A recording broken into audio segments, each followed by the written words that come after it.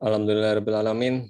Pada sore hari ini kita bisa berjumpa kembali di pertemuan yang ketiga untuk mata kuliah Game Development. Semoga semuanya tetap sehat begitu, tidak kurang satu apapun ya. Insya Allah pada sore hari ini topik kita pendekatannya masih banyak untuk wawasan dan teori ya, belum masuk ke teknis. Harapannya dari perkuliahan yang sore hari ini nanti Anda bisa mendapatkan mungkin informasi-informasi terkini atau update terkini dan juga mungkin insight nantinya yang bisa menjadi inspirasi ketika kita membuat sebuah aplikasi game. Untuk file slide sudah ada di MMP, seingat saya tolong dicek, kalau belum nanti tolong saya dikabari ya untuk materi kita pada sore hari ini.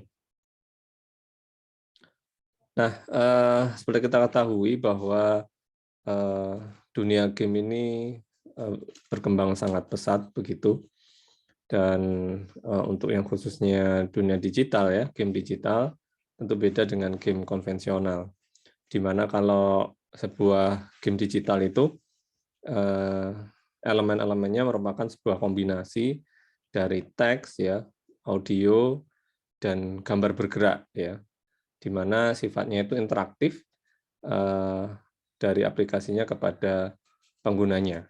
Intinya seperti itu. Ini komponen utama sebuah game digital ya. Jadi adanya interaksi. Syarat pertama harus ada interaksi, kemudian komponennya terdiri dari teks, audio, dan visual seperti itu. Nah, untuk saat ini dunia game digital itu setidaknya terbagi dalam 4 platform gede gitu ya. Jadi pertama adalah televisi, dimainkan di televisi, kemudian di perangkat genggam, handheld device, ya, gadget genggam, kemudian komputer, dan atau dijalankan terkoneksi terhubung dengan internet seperti itu. Walaupun mungkin untuk yang sekarang ya, teknologi terkini itu ada beberapa perangkat keras yang menggabungkan semuanya begitu. Dia juga merupakan perangkat genggam, dia juga bisa dimainkan di televisi begitu. Ya, contoh kalau Anda tahu misalkan seperti yang terbaru ya, Nintendo Switch begitu. Dia kan selain dia bisa dimainkan berupa perangkat genggam, dia juga bisa dimainkan terhubung dengan layar televisi begitu. Nah, untuk industri game sendiri saat ini tentu saja ya terus ini ya, grafiknya terus naik begitu. Di mana kalau pada saya belum dapat data yang terbaru ya, dari riset saya, literatur yang saya baca masih paling baru masih 2016. Kalau Anda dapat data yang baru, jauh lebih baik. Jadi sebanyak di semua wilayah begitu ya, ketika disurvei, jadi tiap rumah, misalkan ada 100 rumah begitu, maka sebanyak 72 rumah dari sampel yang diambil itu mempunyai perangkat permainan, perangkat game ya, dengan berbagai varian bentuknya. Kemudian pendapatan untuk dunia game sendiri ini dalam US dollar adalah 99,6 billion begitu, di mana sebanyak 36,9-nya disumbangkan oleh mobile gaming. Kemudian fakta yang menarik berikutnya yaitu bahwa sebanyak 46% dari para pemain game ini adalah bergender perempuan ya, atau wanita, hampir separuh ya, gitu. Dan ini merupakan jumlah yang besar. Kemudian kalau di Amerika sendiri separuh lebih sudah punya video konsol di rumah-rumah mereka. Kemudian dari semuanya itu sisanya memainkan lewat smartphone atau handheld lainnya ya. Misalkan kan ada perangkat semacam Game Boy ya, perangkat permainan portable dan lain-lain. Ini ada jual tahu bulat, kedengaran nggak suaranya? Oh, bakpao. Nggak terlalu, Pak. Sayup-sayup. Sayup-sayup ya. Sebentar ya, nunggu yang jual pergi dulu. Nah, ini pas di depan rumah, suaranya gede banget.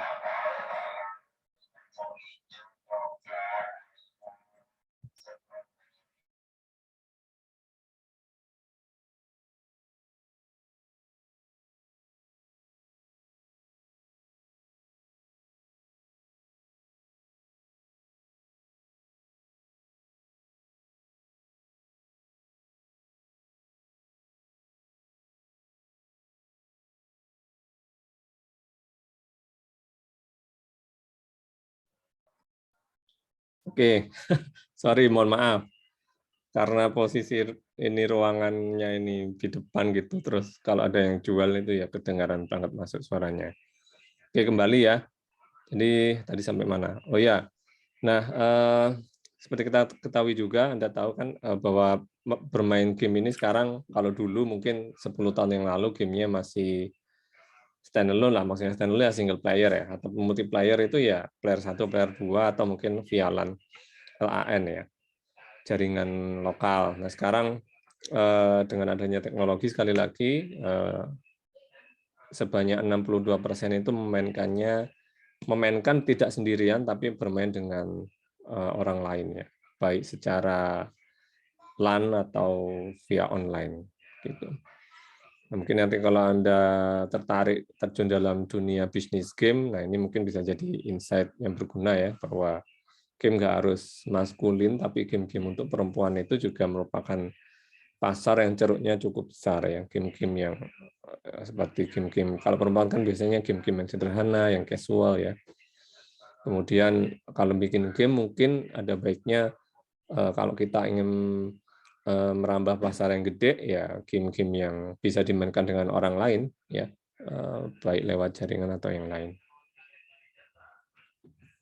Nah, kita sedikit flashback dikit, jadi kita bahas sejarah ya, asal mula dari sistem permainan digital yang sekarang ada ini seperti apa.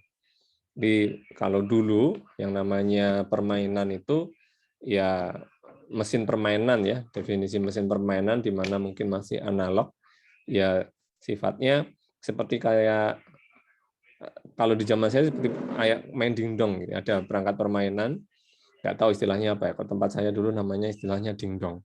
Jadi ada tempat permainan begitu, ada banyak mesin permainan. Kita cara memainkannya kita masukkan koin ya terus kita bisa main gitu. Mungkin kalau Anda lihat film-film yang ada di Hollywood ya, kalau ada bar atau misalkan tempat hiburan gitu kan atau apa ya, kasino, pusat judi gitu yang mungkin setting waktu 60-an gitu ya. Nah, ya itu kayak gitu Pak Jinko itu kalau di Jepang ya. Tapi ini yang mungkin setting waktunya mungkin bukan setting waktu modern ya, tapi mungkin sekitar 60-an gitu. Kalau ada film-film dengan setting itu biasanya digambarkan ada banyak mesin permainan jejer gitu, kemudian cara masukinnya pakai koin gitu. Masih analog gitu, masih analog. Jadi pakai mesin pegas dan seterusnya. Nah, kemudian ya mesin-mesin seperti itu sifatnya bukan hanya permainan juga, tapi ada juga semacam kayak mesin jukebox itu kalau di film itu digambarkan ada orang masukin koin, kemudian mesinnya itu jalan ngambil piringan hitamnya diputar gitu ya. Ada yang sifatnya untuk bermain, ada mesin yang untuk memutar lagu, ada juga yang untuk nyetel film ya. Jadi masukin koin terus matanya diginikan gitu dia jalan gitu. Walaupun durasinya juga nggak lama ya. Jadi begitu. Yang paling populer yang kalau kita lihat itu yang mesin pinball itu, yang gede itu terus masukin koin terus jedek gitu ya. Mesinnya dipukul-pukul. Itu istilahnya nenek moyang dari sistem permainan game yang ada sekarang. Jadi belum digital, dia masih analog, sifatnya masih manual, menggunakan mekanisme-mekanisme mesin yang ada.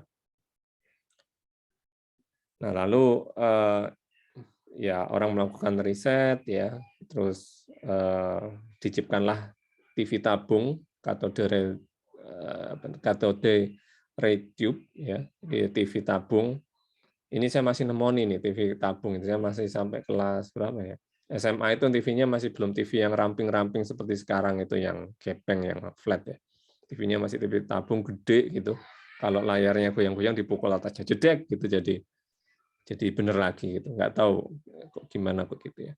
Nah, ada TV tabung, terus orang beberapa ahli elektro itu mencoba mengkombinasikan gimana sih kalau kita masukin ke TV ya elemen GEM-nya. Nah, kemudian pada tahun 1972 ditemukanlah ya, saya lupa ini nama alat permainnya namanya Odyssey, dia tahun 1972. Cuman saya belum mendapatkan informasi siapa yang nemuin atau perusahaan mana yang bikin ya. Kalau Anda mungkin nanti riset mungkin silakan. Ini nama alatnya begitu, Odyssey. Kemudian pada 1972 ini merupakan cikal bakal mesin-mesin konsol yang ada sekarang. Kan konsol sekarang sudah PlayStation dan seterusnya. Ini cikal bakalnya. Dimainkan lewat TV tabung ya. Gamenya ya cukup sederhana ya. Layarnya masih hitam putih saat itu. Nah, itu yang sifatnya personal, tiap orang bisa main sendiri, cuman ada juga yang sifatnya komunal seperti yang tadi ya, yang kayak di tempat-tempat hiburan itu ya, namanya arcade dalam bahasa Inggrisnya. Di mesin-mesin arcade juga berkembang yang semuanya analog sudah. Ini kan sudah mulai teknologi digital udah masuk pakai tenaga listrik. Bedanya kan kalau analog itu ya tenaga mesin, mekanisme mesin, pegas dan seterusnya. Kalau digital kan sudah menggunakan energi listrik. Nah, tempat-tempat hiburan sudah mulai mengadopsi energi listrik saat itu. Sekitar tahun 1970 sampai 80 sudah mulai berkembang. Nah, pada tahun itu pula 1977, nah ada perusahaan elektronik, saya lupa asalnya ya, namanya Atari. Namanya Atari, dia mengembangkan game digital yang cukup modern pada saat itu dengan nama Pong ya, Pong.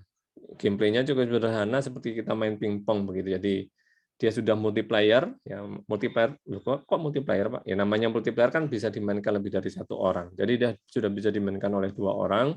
Kemudian cara gameplaynya cukup sederhana, seperti kita main pingpong begitu. Jadi ini kita bisa geser atas bawah, ini juga bisa geser atas bawah. Kursor saya goyang-goyang kelihatan ya. Ini yang ini atas bawah gitu, atas bawah. Ya tujuannya ini bolanya untuk dimasukkan ke pihak lawan. Sudah ada mekanisme scoring ya, mekanisme multiplayer, dan cara menggerakkannya lewat katup yang ada di sini. Ini mesinnya kayak gini ya, mesinnya kayak gini. Ini ada TV di dalamnya, ada TV. Kemudian dia dengan cara masukin koin, kemudian cara gerakannya ini kayak knopnya radio gitu. Kalau radio zaman dulu yang masih analog itu diputar, putar-putar. Dengan cara seperti itu.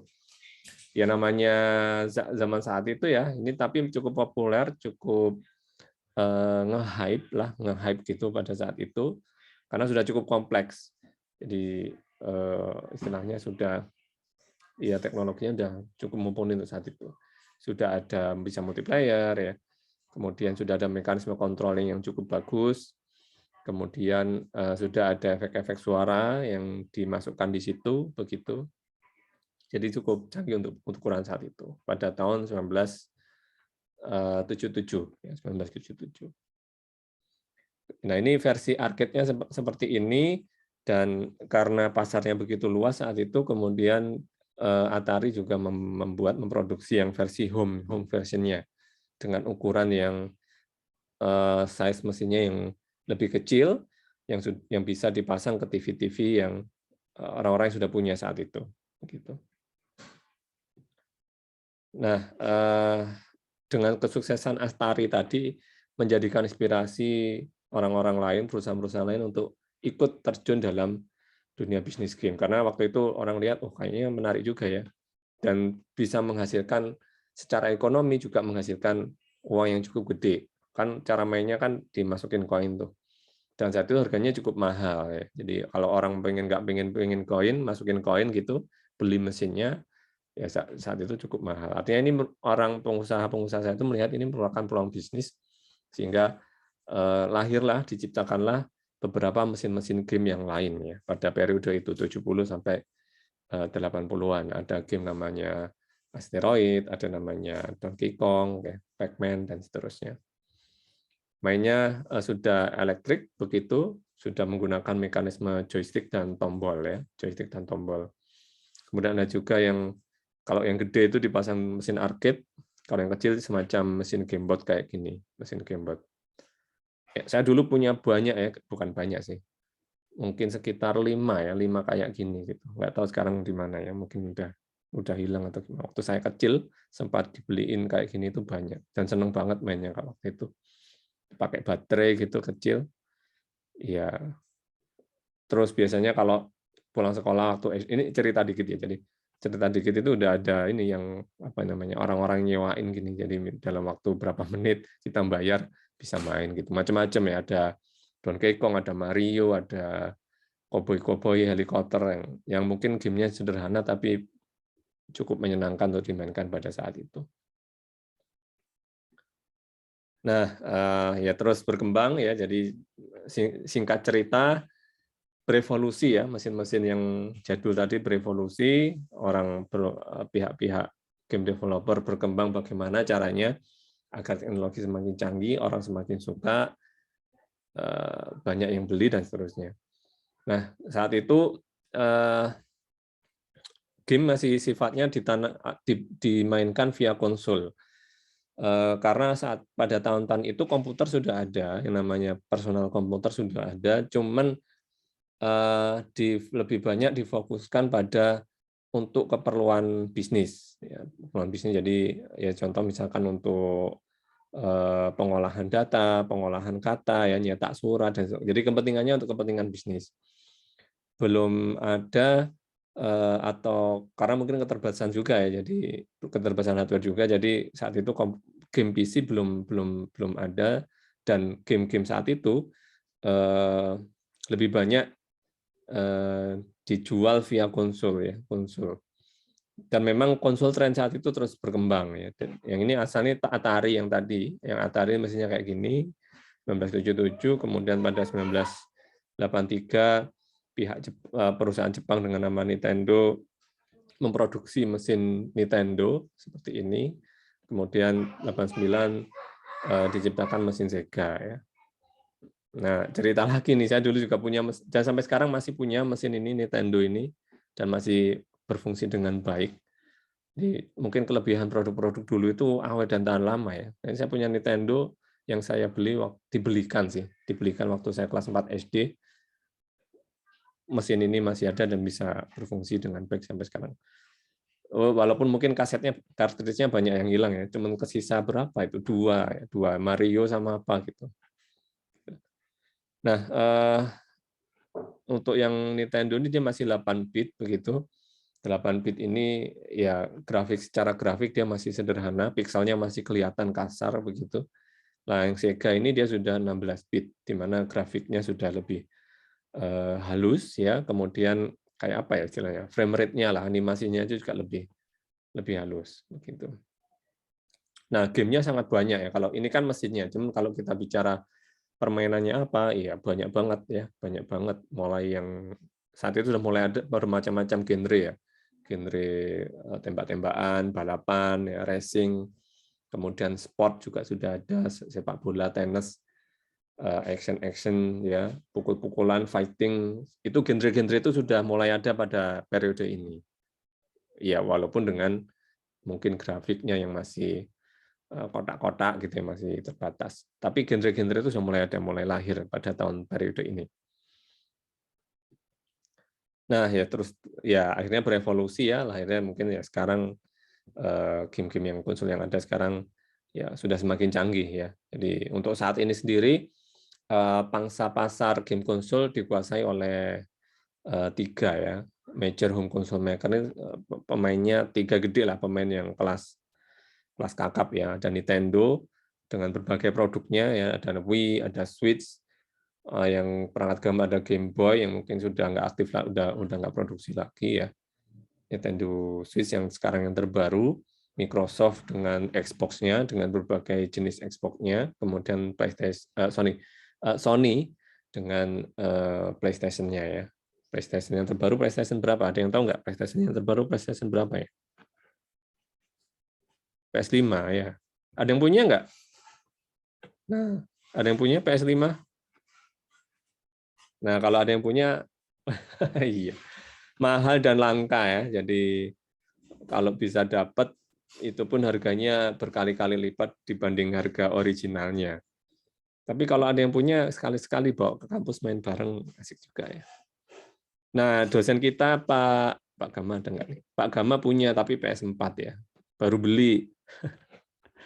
Ini mungkin emulatornya. Loh, emulator bisa ya PS5? Nggak berat di jalan di PC. Kalau emulator PS1 enteng ya, PS2 masih enteng. Nah, itu PlayStation. Kita lanjut ya. Saya sendiri belum pernah secara fisik melihat kemudian memainkan PS5 ya. PS4 pun bahkan belum ya, belum. Kalau fisik mungkin pernah, tapi memainkan belum. Ya, main PS masih PS3 gitu, main PS3. Nintendo Switch pernah main, Nintendo Wii pernah main, nggak punya tapi pernah main, Xbox nggak pernah, belum pernah main, Kinect-nya pakai menggunakan Kinect juga pernah. Nah, ini beberapa game konsol yang ada dan terus berkembang, dan trennya ya contoh ya kayak PS5 itu sudah kelasnya sudah kayak kelas PC gitu, tapi yang khusus untuk game. Kalau lihat speknya ya, hard disk-nya, RAM-nya, VGA apa GPU-nya, graphical processing unit-nya sudah seperti kelas PC high end. Nah, itu tadi dari sisi konsol. Nah, komputer yang awal-awalnya itu untuk kepentingan bisnis, nah akhirnya pada berjalannya waktu sekitar tahun 90-an sudah mulai ada yang bikin develop game yang untuk dimainkan di PC ya. PC pada periode 90 itu kan dia masih pakai disket ya. Nah, pakai nggak tahu ya. Yang tahu disket ya, yang gambarnya ikon save itu kalau kita klik save itu yang gambar ikonnya. Nah, itu disket. Nah, itu sudah mulai ada ya, walaupun masih pakai disket ya, tapi ya dengan keterbatasan teknologi ya mungkin grafik dan lain-lain mungkin masih belum bisa. Cuman sudah apa namanya gaming itu sudah mulai masuk ke merambah pasar PC ya, pasar PC. Dan kelebihannya PC mungkin dibanding dengan konsol ya, dia versatile. Versatile ini maksudnya apa ya? Luas ya, luas. Jadi namanya mungkin kalau contoh versatile itu mungkin kalau di konsol mungkin ada game-game eksklusif untuk konsol-konsol tertentu yang tidak bisa dimainkan di konsol yang lain. Nah, PC tidak begitu. Kemudian dia adaptif juga, jadi artinya karena komponennya yang mungkin bisa disesuaikan dengan kebutuhan, jadi dia misalkan kita beli PC saat ini, kemudian kita main game, kemudian keluar game baru yang perlu requirement lebih gede, ya kita kan nggak harus beli PC baru kan, kita bisa dengan cara mengganti mungkin salah satu komponen ya, entah RAM-nya di-upgrade, entah GPU-nya di-upgrade seperti itu. Nah, di PC gaming sendiri ya apa istilahnya ya, jadi pola-pola permainannya ya untuk saat ini yang ada bermain dengan gratis, nggak di PC tok sih, kita main gratis, cuman untuk hal-hal tertentu kita beli. Ada modelnya yang dia modelnya berlangganan gitu. Ada juga game-game PC yang dikaitkan dengan dicantolkan dengan akun sosmed kita. Nah, itu tadi konsol, kemudian PC, kemudian saat ini di mana semuanya itu terhubung lewat jaringan dengan nama internet, begitu juga dengan dunia gaming ya. Dengan adanya internet ini, game-game sekarang semuanya, bukan semuanya, tapi hampir semuanya sudah bisa di-online-kan, mungkin istilah saya kurang tepat, artinya sudah menerapkan konsep multiplayer secara online ya, online multiplayer gitu. Ya, apalagi kalau gamenya itu dipasang di semacam perangkat mobile ya, hampir semuanya itu game-game yang bagus atau yang ini yang populer ya itu dimainkan secara online begitu. Nah, itu dari segi platform ya. Kemudian dari berbagai tipe atau jenis game, dengan memanfaatkan berbagai teknologi tadi, ya, entah konsol, entah PC, atau dengan memanfaatkan internet, lahirlah game-game dengan tema, dengan apa? Bukan genre ya, tema lah, tema MMORPG, Massive Multiplayer Online Role Playing Games. Nah, ini dijalankan di PC dan memanfaatkan online. Apa itu MMORPG? Saya pernah main sih, saya yakin semuanya di sini pernah main ya. World of Warcraft ini, WoW ini game yang paling populer, yaitu apa namanya?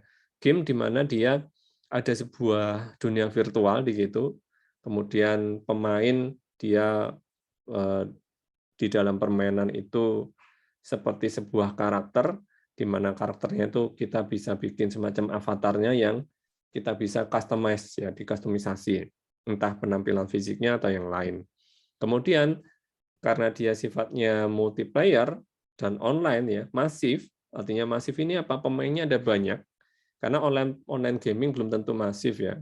Karena apa? Karena mungkin pemainnya nggak dikit. Dia dinamakan masif ketika pemainnya sangat banyak di dunia virtual tersebut, di mana kita ketika masuk di dunia itu, selain kita bisa bermain, ya, dengan menuntaskan misi-misi tertentu, mengumpulkan item, kemudian menaikkan level dan seterusnya, kita juga bisa berinteraksi dengan player lainnya di dunia tersebut, di dunia RPG-nya, ya. Berinteraksinya dengan apa? Bisa dengan cara fighting yang antar kalau di Mobile Legends antar hero lah, atau antar karakter yang ada, itu termasuk interaksi.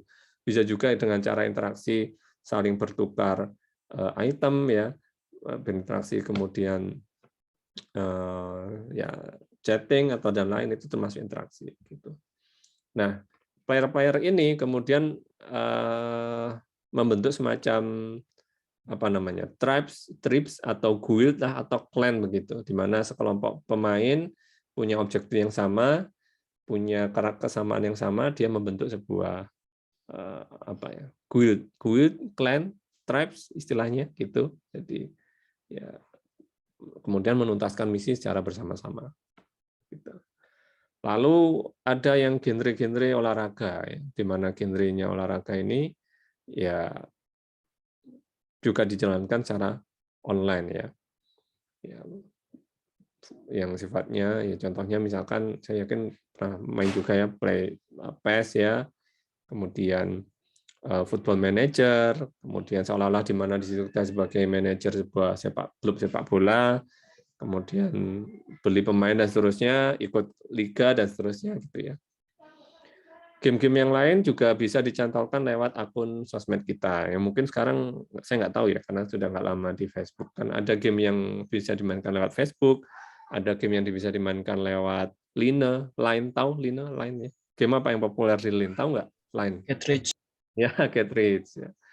Yaitu apa namanya? Kalau kita lihat di sini, sosmed akhirnya nggak pure sebagai dia sosmed, ya, nggak murni dia sebagai media sosial di mana kita bisa saling chatting, saling komen, upload video dan seterusnya, tapi juga merambah ke dunia permainan. Yang walaupun mungkin saya nggak tahu ya, teman, kalau 2015 itu 16 itu masih rame ya, cuman saya nggak tahu sekarang karena sendiri juga udah lama nggak nyoba atau aktif di medsos tersebut.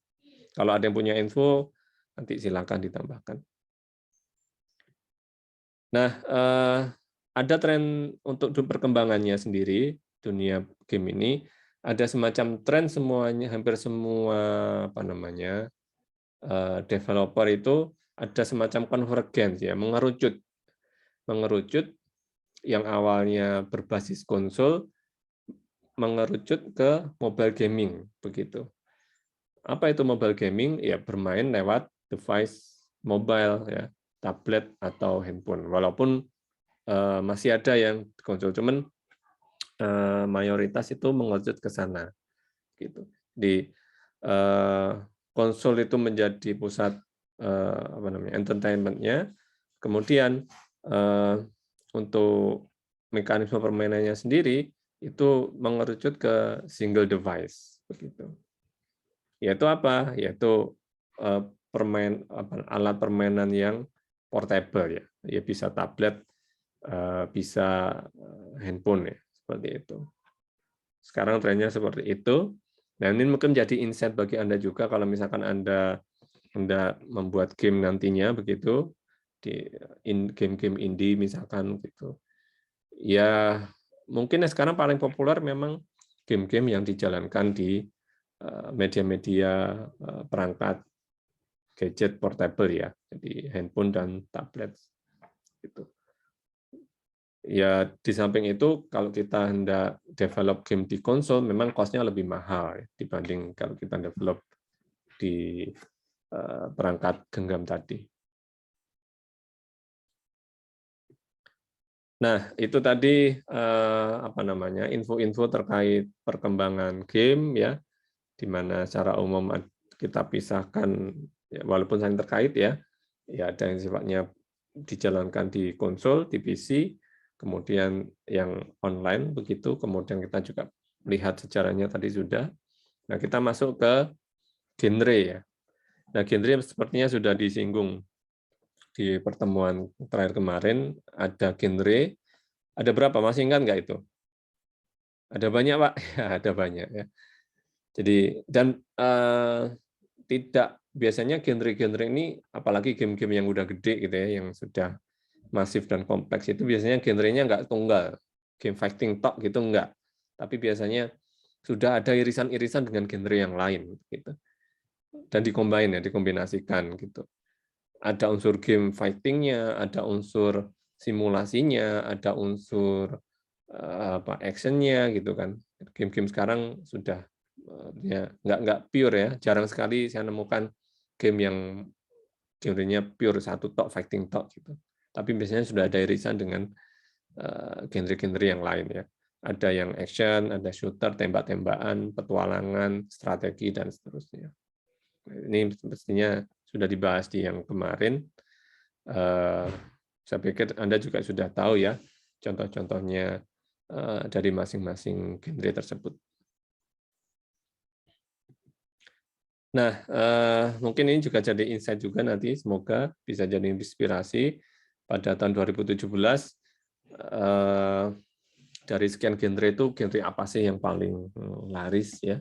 Nah, kalau kita lihat ini tahun 2017, berapa tahun yang lalu berarti? 5 tahun yang lalu ya, 5 tahun yang lalu dari unit yang terjual itu kalau kita lihat paling banyak itu yang genrenya tembak-tembakan ya, shooter. Disusul nomor 2 itu game-game action ya. Baru diikuti game-game dengan genre yang lain gitu. Nah, ini saya coba searching yang 2022 belum dapat. 2022 belum dapat datanya. Ya, cuma paling enggak kalau kita lihat di sini memang ini menarik untuk dianalisa ya. Kenapa kok game shooter ini relatif lebih laku dibanding genre yang lain? Kira-kira faktor apa? Apakah memang kan banyak faktor biasanya ya. Misalnya saat itu lagi musim perang misalkan begitu, jadi game tembak-tembakan paling laris, atau bisa juga orang kan waktunya orang macam-macam ya. Ada yang main game itu untuk diisi dengan apa namanya? Dia main game tujuannya untuk mengisi waktu luang, misalkan lagi nunggu bis atau nunggu kereta atau lagi nunggu jadwal kuliah atau lagi sambil santai-santai gitu, di mana waktunya time window-nya gitu, waktunya itu nggak terlalu banyak. Sedangkan game shooter itu kayak apa contohnya ya, Call of Duty gitu kan, mungkin dalam hitungan 5 menit udah selesai satu permainan gitu. Nah, sehingga itu mungkin yang membuat orang lebih tertarik untuk memainkan dibanding game-game yang lain yang mungkin untuk satu kali game itu bisa apa namanya, perlu waktu sampai 1 jam gitu ya. Ada yang chatting ya, jadi memang ya istilahnya itu fast speed, jadi temponya cepat ya. Untuk satu game itu nggak perlu waktu lama. Mungkin itu ya, mungkin itu. Tapi kan ini perlu dianalisis. Kenapa kok orang-orang suka main game? Bisa juga misalkan konsekuensinya mungkin nggak terlalu gede kalau kita misalkan main game kalah gitu ya, atau misalkan main game kemudian terpaksa harus AFK, mungkin konsekuensinya tidak seberat kalau kita main game yang cukup serius, di mana kalau kita nggak serius efeknya mungkin entah kredit kita turun atau yang lain. Gitu. Nah, ini menarik untuk dianalisa. Kenapa kok game shooter itu apa namanya paling laku ya untuk periode itu. Nah, berikutnya, nah karena game-game sekarang itu dia sudah mayoritas sudah menggunakan teknologi internet atau online begitu, di player-playernya sendiri ya dari komunitas game ini sudah ada kelas-kelasnya sendiri ya. Nah, nama ini tidak baku, jadi ini istilah pasarnya, istilah kasarnya untuk kelas-kelas yang ada atau kategori-kategori yang ada pada para pemain game ya. Jadi ada yang kelasnya elite, noobs, ninjas, trolls ya. Ini istilah-istilah. Dan saya yakin ini untuk di game-game lain punya istilah sendiri, tapi sudah ada semacam apa namanya leveling untuk kelompok-kelompok gamers ya di apa namanya komunitas game online. Selain adanya kelompok-kelompok levelisasi kasta tanda petik ya, jadi para pemain tadi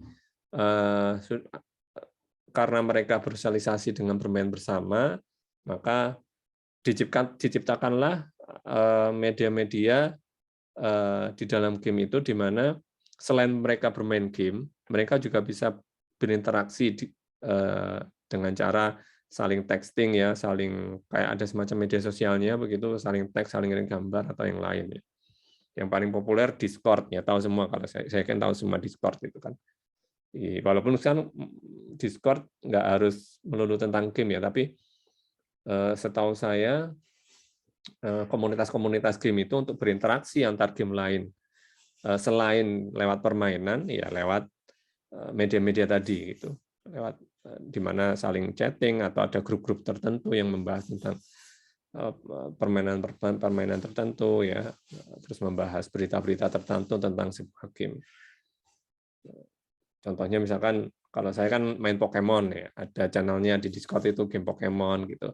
Kalau ada event apa gitu di Discord rame, kemudian kalau ada Pokemon muncul di mana gitu ya, Pokemon yang rare gitu, itu muncul di Discord, koordinatnya mana, nah kayak gitu. Jadi media-media saling bertukar informasi ya.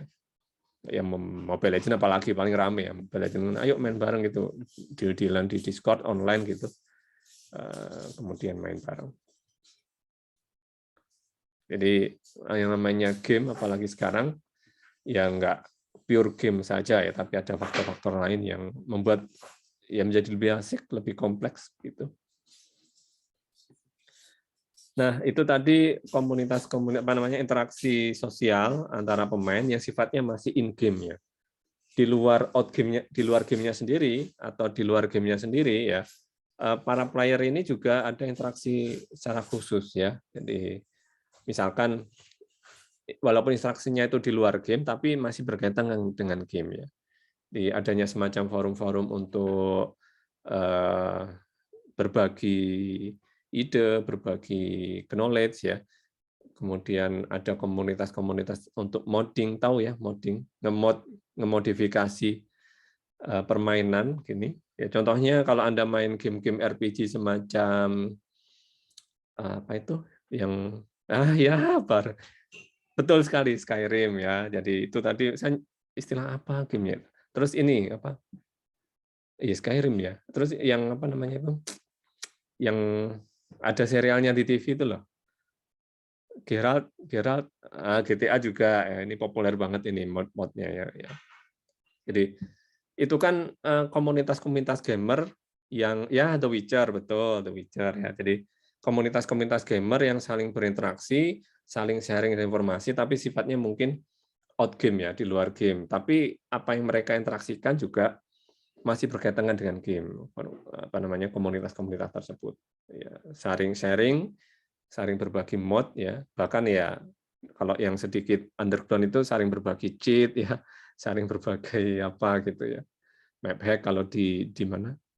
Di Mobile Legends itu ada channel khusus di Discord itu membahas map hack. Jadi kalau Mobile Legends-nya ke-update itu nanti dalam waktu paling maksimal 1 hari udah keluar gitu modnya untuk nge-map hack gitu ya.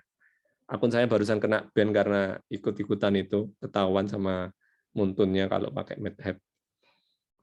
Nah, itu komunitas-komunitas di luar game ya. Bisa dan mereka ini kadang ada kalanya membuat semacam event gitu. Ya, contohnya BlizzCon ya, ini yang paling populer gitu, di mana event tentang gaming yang cukup gede skalanya, di mana para pelaku bisnis game ya, para player profesional dan para penikmat game seperti biasanya itu kumpul di situ ya, semacam apa ya, event pameran game lah. Developer game itu mempromosikan, memberikan info tentang game terbarunya, kemudian ada diskon-diskon juga gitu kan, ada event pameran yang lain ya, semacam kayak lomba cosplay dan seterusnya. Jadi semuanya berkaitan dengan game, tapi itu di luar unsur gamenya ya, begitu.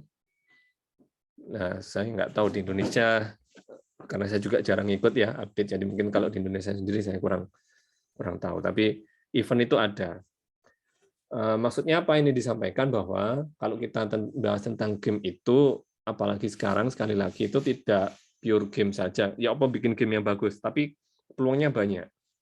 Peluangnya banyak. Ya, kalau misalkan kita kesulitan untuk ngoding, misalkan waduh buat codingnya susah. Anda mungkin bisa lihat untuk moddingnya misalkan. Ngemod ini kan mungkin nggak perlu jago coding, cuman lebih banyak untuk unsur desain 3D-nya, desain estetikanya gitu kan.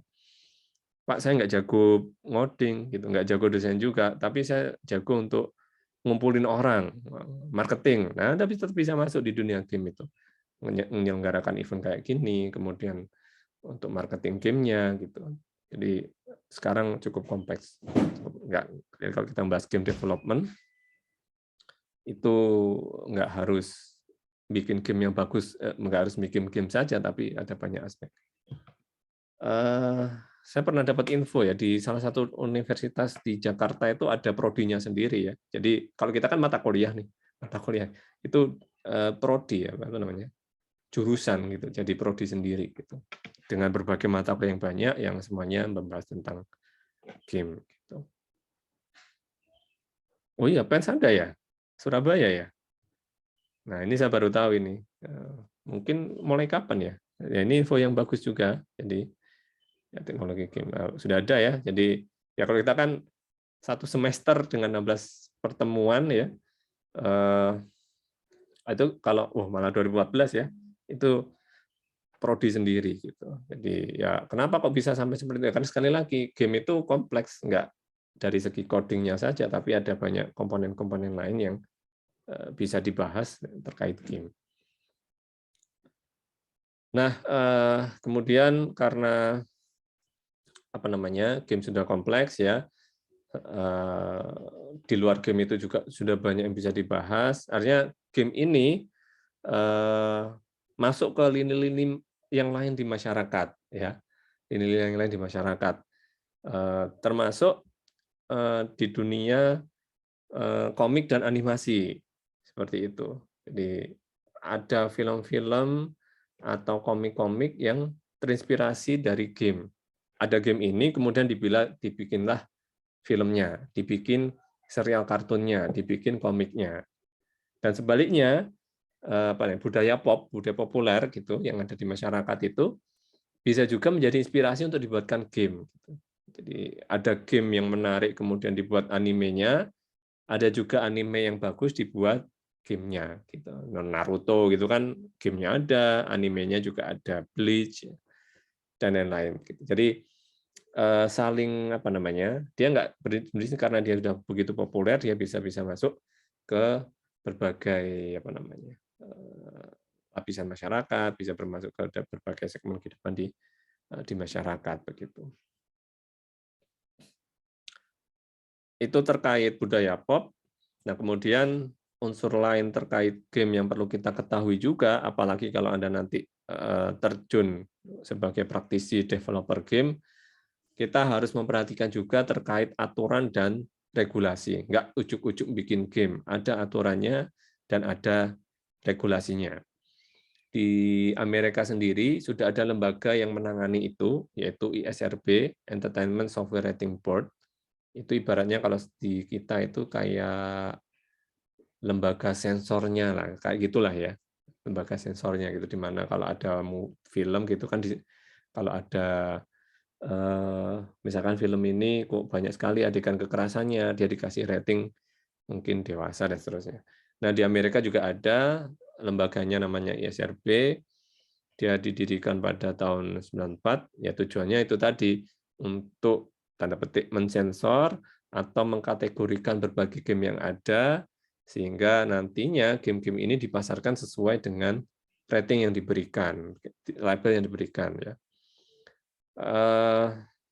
Ada berbagai leveling atau berbagai kelompok rating ya. Ada EC ya, EC ini Early Childhood, artinya ketika sebuah game dilabeli dengan label ini, dan biasanya label itu ada di covernya ya, di cover produknya atau di posternya gitu, bahwa game ini level ratingnya apa nih. Nah, harapannya dengan adanya rating ini nanti game ini tidak sampai tidak sampai jatuh ke tangan yang salah begitu. Ada game yang ratingnya untuk anak-anak, atau game yang ratingnya mungkin untuk adult ya, mature atau dewasa, tapi dimainkan oleh anak kecil. Dan negara-negara maju itu cukup ketat terkait ini. Gitu. Kalau Indonesia sendiri kayaknya nggak terlalu ini ya, nggak terlalu apa namanya ketat ya. Katanya sih, pokoknya download install gitu kan, nggak ada filternya gitu loh. Kalau di Indonesia, kalau di negara-negara maju cukup ketat ya. Jadi kalau ada game-game yang major di mana ada adegan seks, ada adegan berdarah-darah, biasanya memang itu ke filter, jangan sampai dimainkan oleh anak-anak kecil gitu. Nah, ini ratingnya dengan berbagai kategori ya, kategorinya itu.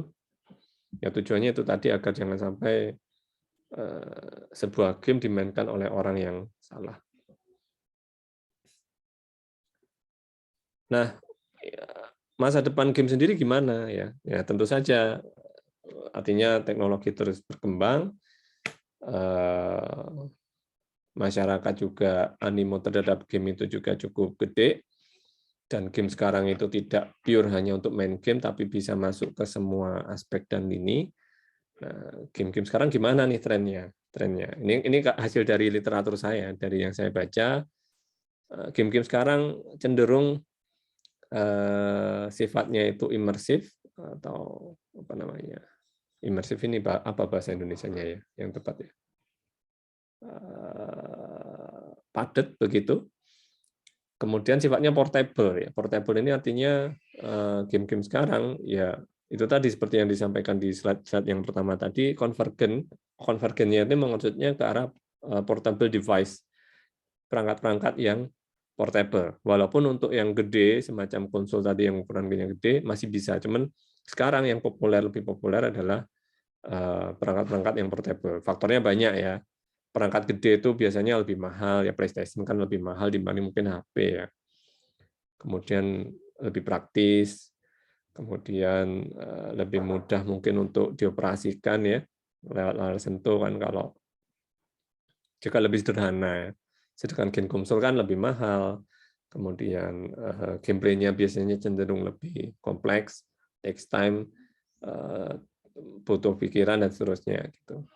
Jadi trennya sendiri ke arah yang portable. Ya, nantinya ini mungkin kalau Anda bikin game, mungkin kalau objektifnya adalah bagaimana agar game bisa diterima oleh banyak orang, ya semakin besar banyak orang yang menerima, ya mungkin ya gamenya nanti dibuat untuk perangkat portable gitu. Karena ceruk pasarnya lebih besar. Game-game yang ada berikutnya sudah mulai memasukkan unsur gerak secara fisik ya, dan 3D experience ya. 3D experience ini bisa pakai AR atau VR. AR ini augmented reality, VR ini virtual reality. Jadi game-game sekarang ada yang menggunakan teknologi itu. Motion control teknologi ya lewat sensor gerak gitu, lewat sensor gerak ya. Gameplaynya nggak cukup megang layar main-main gini, tapi kita dituntut untuk bergerak ya, bergerak. Kalau Anda ke pusat permainan, entah di mall gitu kan, yang paling gampang itu game-game tentang dance ya. Kita kan nggak cara main gamenya kan nggak mencet tombol, tapi kan harus gerak-gerak gitu kan. Atau, nah ini yang Pak Gama punya Nintendo Switch begitu, di joystick-nya itu dia berfungsi sebagai sensor gerak, jadi joystick-nya itu ditempel di tangan kita, kemudian untuk memainkannya tangan kita harus goyang-goyang kayak gitu. Jadi sudah mengarah ke situ. Jadi bagaimana mengelola gerak manusia gitu. Nah, kemudian yang ketiga gamifikasi ya. Nah, ini apa itu gamifikasi? Sudah mulai trending gamifikasi ini.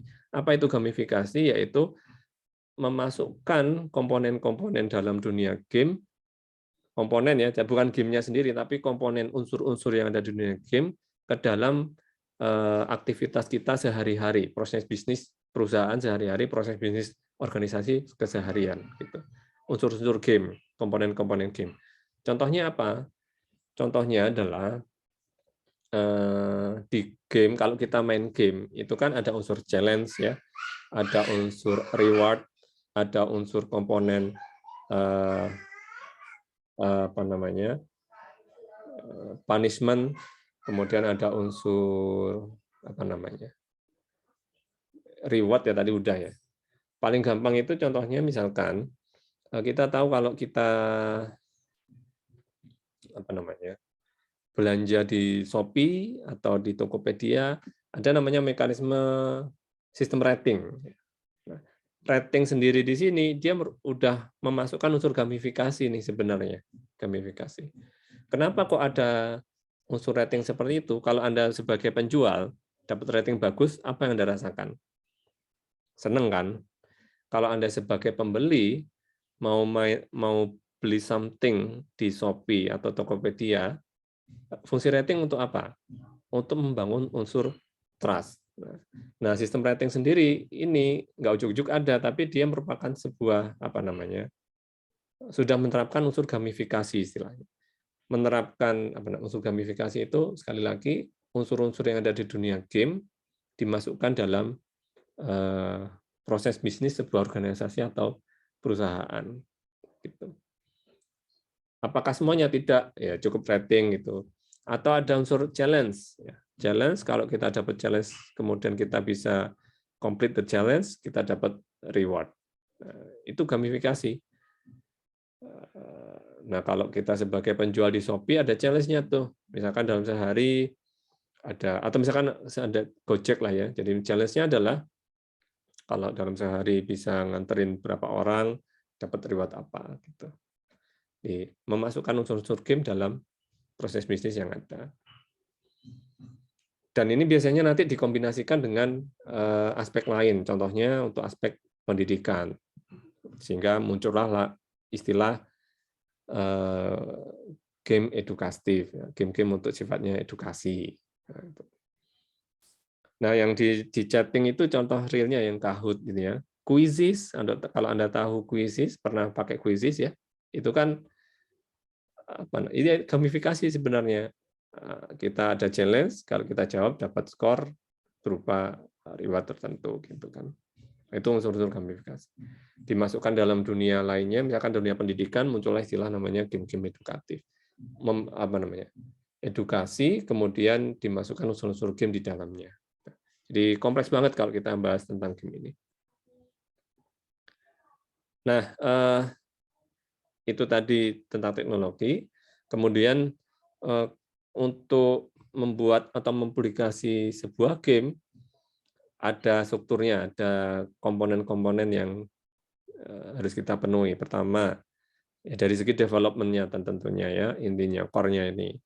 Development game ini termasuk fase atau namanya tahap desain ya, coding, scoring, testing, yang sifatnya teknis terkait developing sebuah game gitu. Gamenya jadi apakah selesai? Tidak. Nah, ada urusan lainnya namanya apa? Licensing atau urusan lisensi. Jika di game kita ada aset-aset digital yang memang bukan buatan kita ya, kita bikin atau beli dari orang lain ya harus diurus lisensinya. Termasuk properti intelektualnya.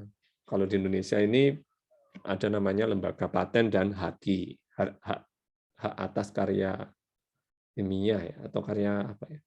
Jadi artinya ini untuk kita lakukan agar nanti secara aspek legal formal game kita bisa dipertanggungjawabkan misalkan. Atau misalkan kalau ada orang lain yang bikin game mirip dengan kita atau menduplikasi kita, ada langkah hukum yang bisa dilakukan. Gitu. Licensing ini lebih banyak terkait unsur legal formal ya, untuk legal formalnya. Development lebih banyak membahas atau terkait aspek teknis produksi gamenya. Urusan game development udah, urusan legal formal udah. Nah, berikutnya marketing. Fungsi marketing apa secara garis besar? Agar game kita bisa dinikmati oleh banyak orang, semakin banyak orang bisa menikmati game kita. Nah, uniknya bahwa biaya untuk marketing, ya, kalau kita orientasinya adalah secara ekonomis, jadi ternyata pokoknya game saya pokoknya harus laku, harus banyak orang yang main game saya, harus banyak orang yang beli game saya. Nah, perlu upaya marketing gitu. Dan biasanya biaya untuk marketing itu biasanya lebih besar dari development cost-nya. Untuk promosi, untuk lain-lain itu lebih besar dari apa namanya, biaya pembuatannya gitu. Dan mungkin trik juga ya. Jadi ada beberapa developer game itu yang untuk apa namanya, mengatasi itu ya, mengatasi biaya antara marketing dan developing ini, itu ada namanya mekanisme pre-order ya. Gamenya belum rilis tapi udah dibuka, kita udah bisa order gitu loh. Gamenya mungkin masih versi trial dan seterusnya, tapi untuk dibuka pre-order silahkan beli gitu. Ada yang sukses dengan cara pre-order, tapi yang gagal juga ada. Game-game yang nge-hype, yang kayaknya bagus nih, di pre-orderin gitu. Ketika udah di launching ternyata flop ya, ternyata tidak sesuai ekspektasi yang diharapkan gitu. Ini trik marketing ya. Nah, pembagian biayanya sendiri gimana gitu. Misalkan nih kalau ada sebuah game dijual di pasar dengan harga $60 gitu ya. Nah, kira-kira pembagiannya seperti ini ya. Jadi $60 itu kalau mau dibagi-bagi jadinya kira-kira seperti ini. Jadi untuk art design itu $15 ya. Art design ini aset-aset digital ya. Musik, grafik dan seterusnya. Kemudian untuk biaya codingnya itu ya $12. Retail ini misalkan kalau kita bikin game kemudian dikemas dalam bentuk DVD gitu, ada hardware-nya ditaruh di toko, atau kita bikin game kemudian ditaruh di Google Play Store, nah, retail-nya kayak gitu biayanya, biaya yang retail-nya itu $12. Kemudian kalau kita pakai konsol, ada fee tertentu, itu $7 marketing dan seterusnya. Gitu. Nah, ini biaya-biayanya itu elemen-elemen komponen pembiayaannya itu kira-kira seperti ini ya. Ada biaya perusahaan, hardware, desain, programming, retailing, konsol, license, ya, marketing, packaging ya, dan seterusnya gitu. Lupa game saya kan nggak dibentuk dalam DVD, di packing, cuman saya pasang di Google Play Store. Nah, packingnya mungkin dalam packing bikin artwork-nya ya, posternya di Play Store, ya apa caranya menarik gitu, orang tertarik untuk download gitu. Nah, ini kira-kira unsur apa namanya, pembangun dari unsur-unsur yang ada, unsur-unsur pembiayaan ketika kita membuat sebuah video games gitu. Nah, ketika kita menjual game, kita bikin gamenya udah jadi, kita jual. Nah, itu mode pemasarannya atau mode penjualannya itu setidaknya terdiri dari 3 ini ya. Walaupun mungkin dari 3 ini bisa juga dikombinasikan. Jadi ada yang namanya model retail ya, jual lepas gitu. Kita bikin, kita taruh dalam sebuah media gitu, di mana media ini bisa diakses, bisa jadi DVD, bisa jadi CD, bisa jadi di flash disk, bisa jadi kita taruh di website, orang langsung download gitu kan, bayar bisa download, jual lepas ya. Tak jual sekian, silakan main seterusnya. Gitu. Jadi jual lepas seperti itu. Kita bikin, orang bayar mungkin berapa dolar ke kita, ya sudah silakan main seterusnya gitu. Ada model seperti itu. Ada juga modelnya model langganan ya, subscription gitu. Saya punya game, silakan pakai, per bulannya berapa gitu. Untuk main game itu ada semacam biaya langganannya. Ada juga yang benar-benar gratis ya. Ya sudah, saya punya game, silakan main free gitu. Ada juga yang kombinasi antara semuanya gitu ya. Ada yang bentuk silakan download gitu, gamenya gede, di dalamnya itu ada semacam subscription-nya, gamenya gratis ya, gamenya gratis, filenya gede gitu di model retail, tapi kemudian ada di dalamnya ya main game biasa, cuma kalau kita ingin akses fitur-fitur tertentu ya, kita harus ada model langganannya gitu. Kalau di model Mobile Legends itu seperti apa ya? Starlight Starlight ya? Apa istilahnya? Benar nggak ya Starlight gitu ya? Ada skin khusus, kemudian kita punya privilege macam-macam gitu loh. Nah kayak gitu, modelnya kan langganan tuh per bulan. Nah game-game yang lain setahu saya juga modelnya kayak gini. Jadi nggak bahkan sedikit ya, saya yang model jual lepas itu sedikit. In-app purchase atau scrap system yang banyak. Terus saya yang mana Pak? Ya sesuaikan aja gamenya yang menurut Anda mana yang lebih enak. Kalau misalkan ada, saya pengennya sekali jual lepas, tapi saya pasang harga mahal, ya monggo.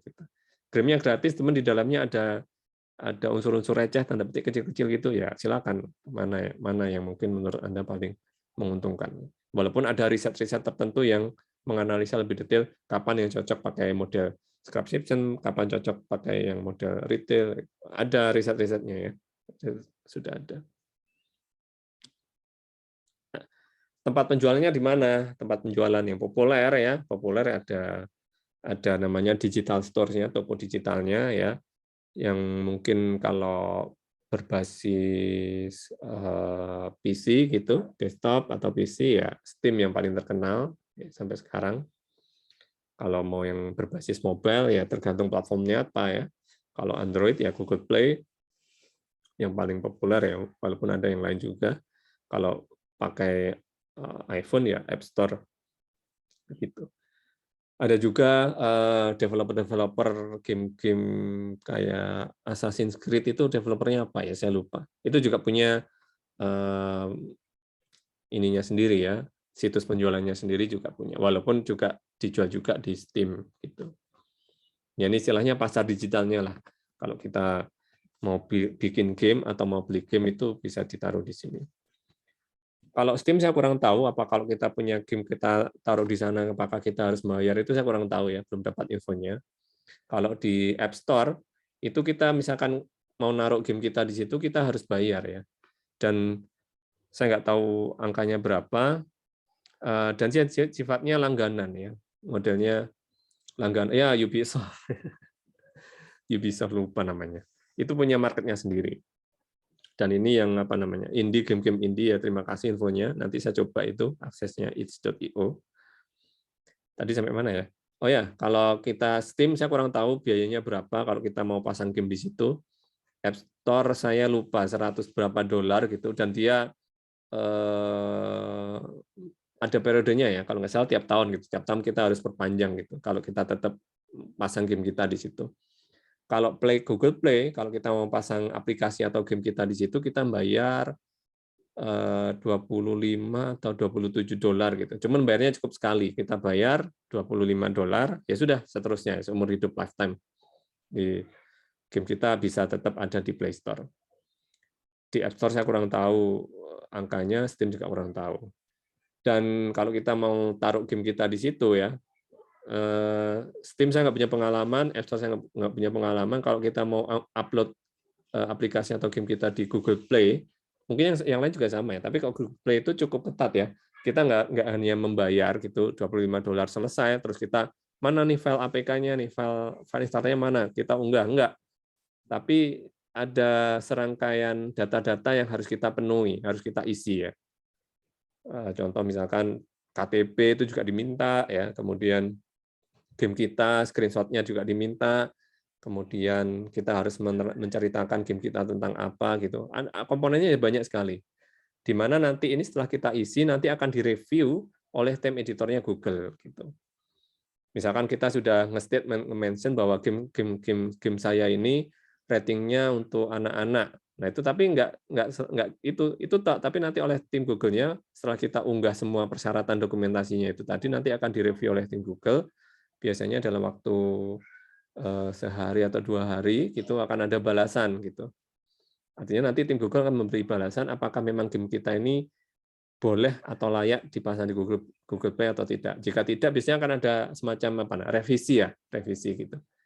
Ini kamu bilangnya untuk anak-anak, tapi kok ada unsur kekerasannya, tolong dong diganti ratingnya kayak gitu. Bahkan bisa ditolak kalau misalkan ada aspek-aspek yang melanggar hak cipta di game kita. Jadi misalkan game kita unggah, lalu direview oleh tim Google-nya, ternyata ada beberapa aset digital yang tim Google-nya curiga kalau ini hasil membaca karya orang lain, entah itu dari segi suara atau aset grafiknya gitu. Jadi tidak segampang itu kalau kita mau mengunggah game kita. Ada mekanisme yang cukup panjang yang harus kita ikuti agar game kita bisa ditaruh di situ. Loh, Pak, daripada ruwet kayak gitu, yang penting saya buat website, kemudian game saya taruh di situ gitu kan. Ya silahkan saja gitu. Tapi kan orang mungkin oh ya, terima kasih infonya. Jadi yang itch.io ini saya kurang tahu, belum dapat infonya. Nggak ada fee ya, jadi ya cukup bagus ya. Tapi kan nggak tahu ya, udah pernah unggah di situ nggak? Jadi apakah ada mekanisme review atau mestinya sih harusnya ada ya. Minimal ada review atau rating lah ya. Karena sekali lagi itu fungsinya untuk membuat orang percaya bahwa game yang kita publish itu memang bagus, memang tidak berbahaya, tidak ada aspek privasi yang dilanggar dan seterusnya. Gitu. Kenapa orang kan kalau kita download APK gitu, lalu kita pasang kan ada semacam warning, game ini bukan didapatkan dari Google Play resmi gitu kan, ada warning gitu. Sehingga kita diarahkan untuk mendownloadnya lewat Google Play. Kenapa begitu? Karena yang ada di Google Play itu relatif lebih terjamin dari aspek keamanan, lebih terjamin dari aspek privasi dan seterusnya. Jadi kalau Anda ingin bikin game, memang sebaiknya sih ditaruh di marketplace resminya ya, karena orang lebih percaya mungkin gitu. Kecuali ada komunitas tertentu ya mungkin semacam, saya nggak tahu ya, tapi nanti ini akan saya coba yang itch.io ini menarik. Jadi harapannya sih dengan semakin bagus rating, semakin orang banyak percaya, game kita otomatis semakin juga banyak yang menggunakan gitu. Nah, mungkin itu ya. Nah ini 2021, 2022 saya belum dapat datanya. Jadi game market untuk tahun 2021 itu seperti apa petanya gitu ya. Di mayoritas kalau kita lihat di sini ya, separuh lebih itu game mobile. Seperti tadi ya, jadi trennya memang sekarang mengerucut ke arah perangkat device yang portable, ya, notabene mobile ya, lewat handphone ya, handphone. Kita lagi ngapain, lagi nganggur, bisa buka game dan seterusnya, gitu. Sehingga orang lebih prefer bermain di handphone. Jadi dia separuh lebih ya, separuh lebih untuk gadget handphone. Nah, mobile sendiri dibagi dalam 2 kelompok ya, ada tablet, ada smartphone ya. Smartphone jauh lebih besar daripada tablet gitu. Nah, PC ya tetap ada gitu, sebanyak 36,7 billion US dollar. Kemudian ada yang konsol juga. Nah, ini ceruk pasarnya kira-kira seperti ini. Nah, insya Allah itu saja dari saya, banyak cerita ya. Jadi memang untuk ini kita masih sifatnya masih teoritis. Semoga dari sini nanti Anda sudah punya gambaran dunia game seperti apa, dan kalau saya mau bikin game itu saya harus bagaimana, kira-kira begitu. Mungkin itu saja dari saya. Monggo kalau ada siapa dosennya, ada Pak Arif. Oh ada. Monggo kalau Pak Arif atau Pak Gama mau menambahkan atau dari teman-teman ada yang mau didiskusikan mungkin. Mau tanya Pak, kan ini sejarah game Pak. Kira-kira dari zaman kapan sih ada save game? Apa? Ada apa? Save game. Save. Save, iya, sistem save. Saving, save. Menyimpan. Menyimpan nih, maksudnya save ini nyimpan. Iya, iya. Iya, Pak. Iya, Pak. Yang kayak Oh. semacam gitu, Pak. Kalau persisnya, saya kurang tahu tahun berapanya ya. Cuma untuk sebagai gambaran, game konsol seperti Nintendo, Sega, itu belum ada mekanisme save. Artinya apa? Kalau kita mau matikan, kita mau main lagi ya balik dari awal gitu. Nah, pada tahun PlayStation 1 itu seingat saya tahun 97 98 ya. Kalau nggak saya 98 antara itu ya. Itu sudah mulai ada sistem kalau di konsol ya, kalau di konsol itu sudah ada namanya memory card. Nah, lewat memory card ini kita bisa menyimpan progres game kita. Sehingga ketika kita matikan gamenya, kita nggak harus mulai dari awal lagi gitu. Berbeda kalau Nintendo, Sega itu kalau kita matikan ya wis balik ke awalnya. Gamenya ada 30 stage gitu, action ya mulai stage 1 lagi. Mario itu Mario Bros yang 1 itu kalau kita mati udah sampai stage 8 mau ketemu kupanya itu mati ya balik lagi, game over balik lagi dari awal. PlayStation sudah ada dikenal namanya memory card ya. Nah, itu mungkin titik-titik ininya mungkin ya. Titik yang ditanyakan tadi kapan save-nya. Kalau di PC karena sudah sudah ada mekanisme penyimpanan datanya berupa disket atau hard disk, itu relatif lebih cepat gitu. Saya main game PC itu yang pakai drive-nya ada 2 tuh, ada drive A, drive B. Drive A, drive B itu karena dia pakai disket, ya udah bisa ya mekanisme saving kayak gitu. Untuk persisnya kapan, untuk yang PC saya nggak punya datanya. Kalau yang konsol kayak tadi ya, PlayStation itu setahu saya konsol yang pertama yang sudah ada mekanisme saving dengan adanya memory card tadi, dengan adanya hardware yang mendukung. Nah, mungkin itu kalau saya salah tolong dikoreksi ya. Ini based on pengalaman dan ini aja sih. Kalau Anda punya data yang lebih bagus mungkin. Mungkin begitu, Mas siapa tadi? Mas Zul. Sorry, siapa? Iya, Benar ya? Pak. Mas Irsyad. Mas Zul Fikri Saad. Mungkin begitu. Ada yang lain mungkin yang mau ditambahkan atau didiskusikan lagi terkait game? Permisi, Pak. Ya. Mungkin saya mau bertanya, menurut Bapak bagaimana? Itu kan saat ini tuh lagi rame-ramenya metaverse tuh ya, Pak. Apa? Metaverse, oh ya. Nah, menurut Bapak atau mungkin juga teman-teman lainnya itu gimana sih perkembangan game di dunia metaverse nanti itu? Oke. Gimana? Kalau saya sih nggak bisa jawab ya, karena ini hal yang baru banget kan, artinya tahun ini ya booming, walaupun mungkin sudah mulai ada sejak tahun kemarin, itu kan lagi trending sekarang ya. Saya belum bisa jawab untuk itu, dan ini kayaknya menarik untuk diskusikan ya. Jadi kira-kira game gimana nih metaverse, aset-aset digital yang bisa dalam bentuk diuangkan begitu. Ya monggo kalau ada yang punya pendapat. Kalau dari saya, karena saya baru tahu juga, kemudian belum pernah secara real itu mencoba, ya baca-baca juga. Artinya informasi yang saya terima terkait metaverse ini juga begitu banyak, jadi mungkin ya nggak berani statement banyak ya. Artinya ini tentu ya jujur saja merupakan hal yang baru juga bagi saya. Gitu. Masih cari-cari info juga. Tapi kalau mau membahas tentang peluang, ya tentu saja peluangnya besar ya. Untuk jadi kita mem-create sebuah game yang bisa dimainkan di metaverse, kemudian ada aset-aset digital yang memang real gitu.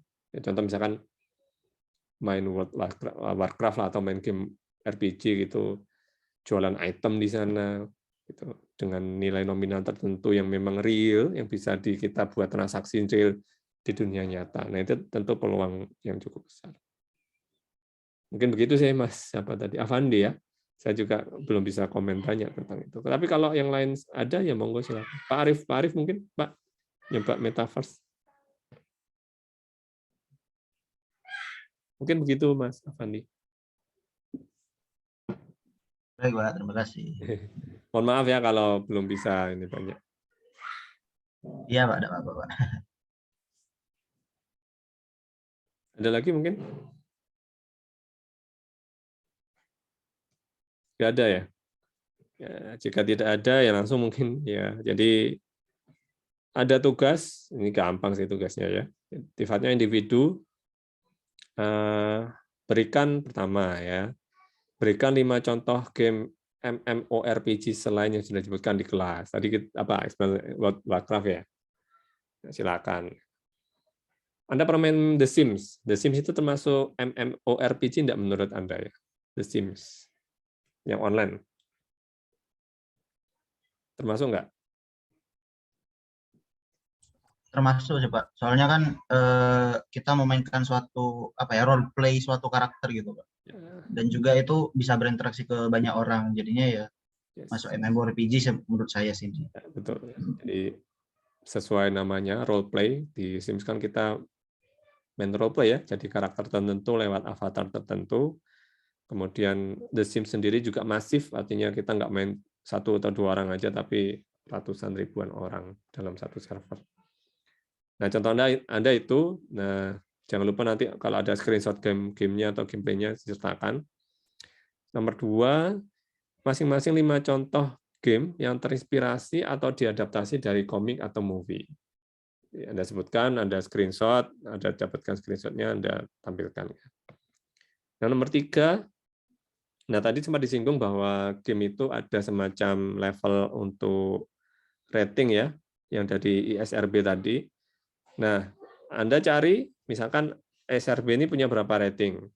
Contoh, misalkan rating mature. Nah, kira-kira syaratnya atau kriteria apakah yang dimiliki oleh sebuah game sehingga game masuk ke rating itu.